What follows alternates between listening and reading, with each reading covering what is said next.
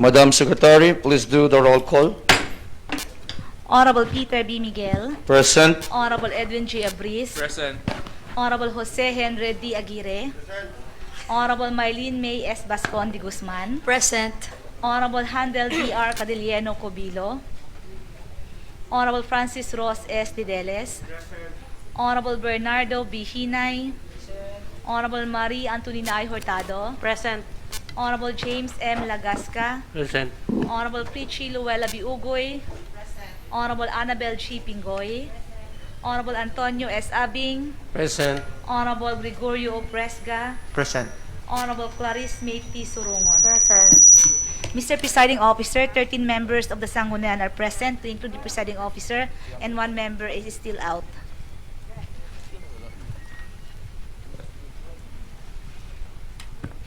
Having the majority of the members of this august body present, our session has hereby have quorum. Let's listen to the message of Honorable Antonina Hurtado.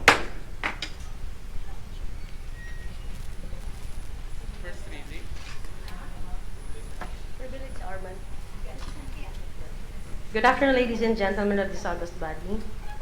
On a short notice, I decided to avail of a privilege hour because there are some pressing matters that I personally feel that this body needs to look into. Before anything else, let us set the record straight, because I have been hearing several versions all over places.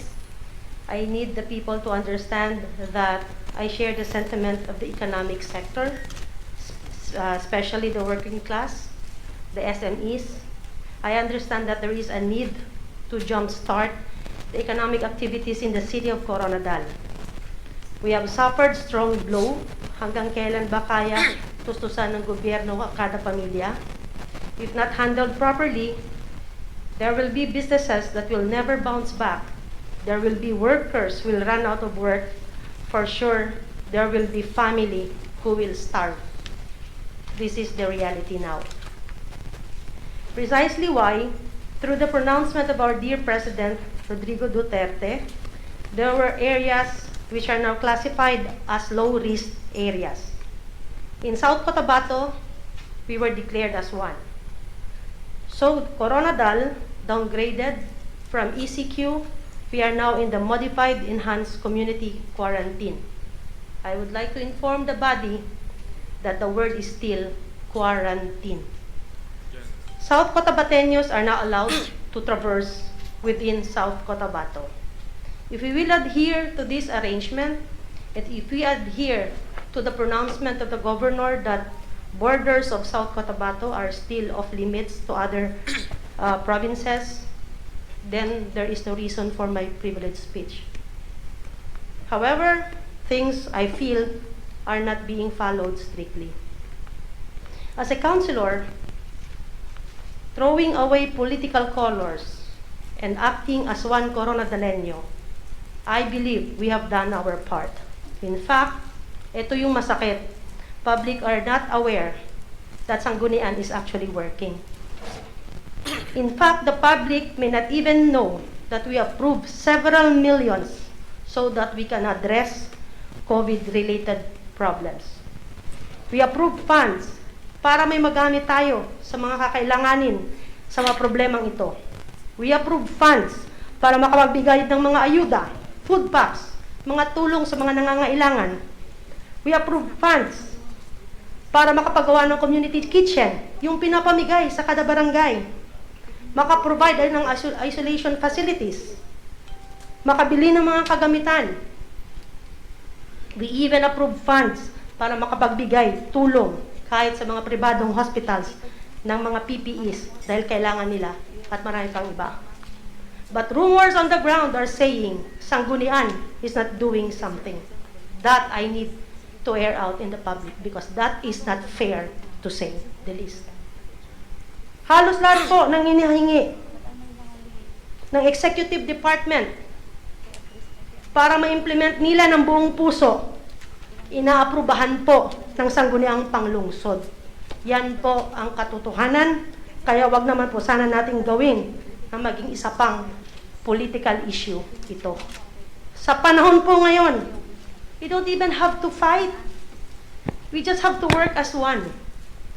This is the reason why I'm stating this, Mr. Chairman, because I honestly believe that the executive department is doing its share. Kumikilos po sila. Pero kumikilos din po ang sangguniang panglungsod. Magkaiba ang tungkulin, pero iisang Koronadalenyo. I have to air this out because there is a need to look at our surroundings. Hindi po dapat tignan kung anong ginagawa ng isang konsihal, kinukumpira sa ginagawa ng isang konsihal, anong ginagawa ng mayor, anong ginagawa ng vice mayor, at ng iba pa. We need to look precisely at the most important thing. Look at our surroundings. Look closely.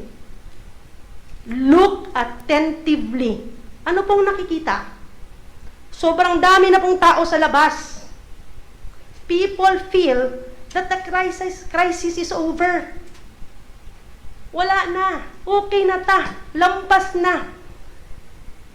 Back to business. Open lahat-lahat. Back to routine. Back to politicizing. Back to what exactly? Ano po? Okay na? As your city councilor, I need to draw your attention to some most important matters that everyone should really look and see. And as part of this august body, here are some questions you might give attention to. Number 1, do we still have strict measures done in our borders per LGU? Yan pong tignan natin.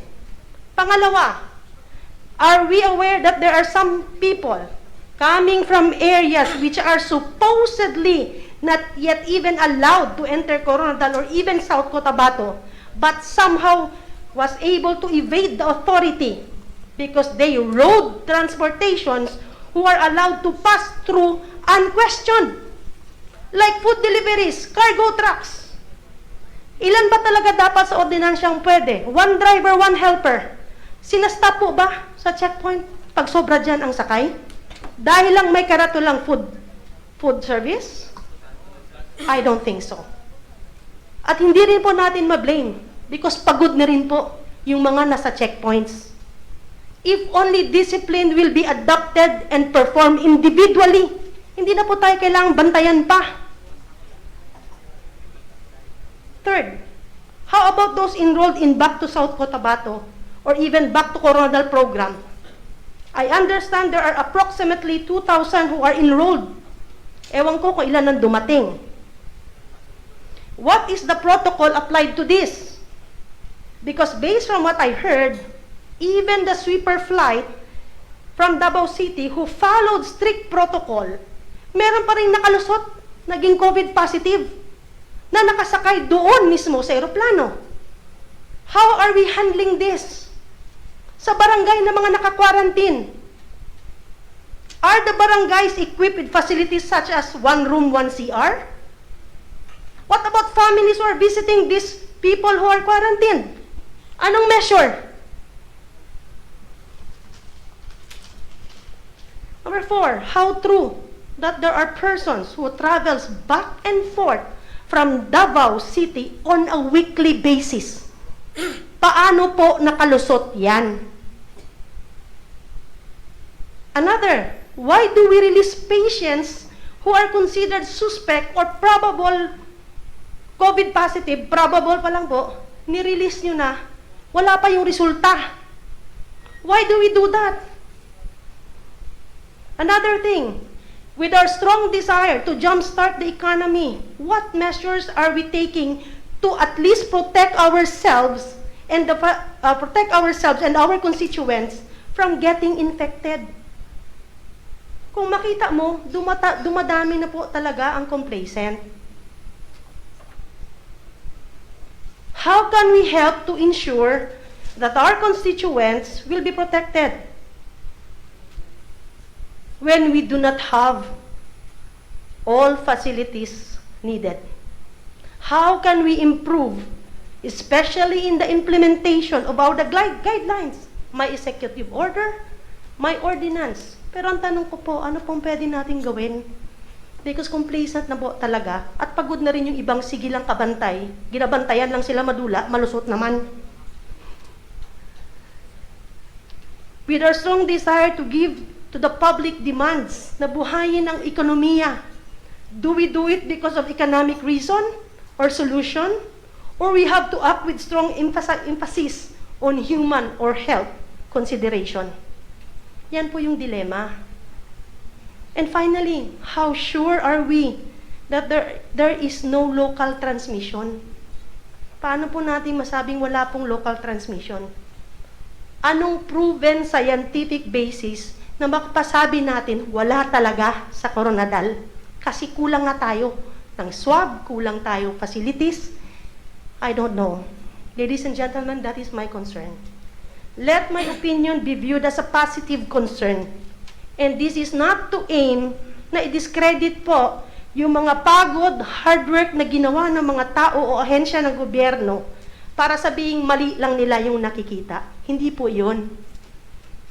Because as one of the voices of the people, it is my incumbent right to air out in the open and to this august body the sentiment of the people, the fear that is creeping in every household.